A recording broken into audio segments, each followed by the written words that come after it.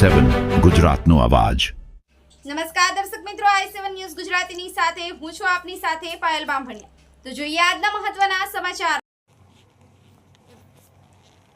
ભાલ nature care foundation દ્વારા ધોળકા શહેર તથા ધોળકા તાલુકાના તમામ નાગરિકોને નમ્ર વિનંતી કરવામાં આવે છે કે ઉત્તરાયણ પત્યા બાદ આપના ઘરના આંગણામાં, છત ઉપર, ઝાડ પર કે આજુબાજુ પડેલ ઘાતક દોરીના ગુચ્છા એકત્રિત કરી ભાલ નેચર કેર ફાઉન્ડેશન ખાતે જમા કરાવશો। અમારી સંસ્થા દ્વારા 1 કિલોગ્રામ કે તેથી વધુ દોરી જમા કરાવનાર નાગરિકોને પ્રમાણપત્ર આપવામાં આવશે।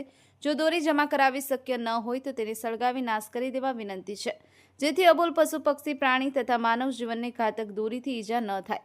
તાજેતરમાં ઇંગોલી ગામ ખાતે ખેતરમાં બાજ પક્ષી 2 દિવસથી ગંભીર રીતે ઇજાગ્રસ્ત હાલતમાં પડેલું હતું। સ્થાનિક નાગરિક શ્રી રણજીતભાઈ તરફથી માહિતી મળતા ભાલ નેચર કેર ફાઉન્ડેશનની ટીમે તાત્કાલિક ધોળકાથી સાધનો સાથે પહોંચી ઇમરજન્સી પ્રાથમિક સારવાર આપી હતી। બાદમાં વધુ સારવાર માટે બાજ પક્ષીને અમદાવાદ સ્થિત જીવદયા સંસ્થામાં રિફર કરવામાં આવ્યું હતું। ભાલ નેચર કેર ફાઉન્ડેશન તમામ નાગરિકોને પર્યાવરણ અને અબોલ જીવની સુરક્ષા માટે સહકાર આપવા અપીલ કરે છે। શંભુભાઈ લિંબાચા, i7 ન્યૂઝ ગુજરાતી, રમેશ સત્યની સાથે।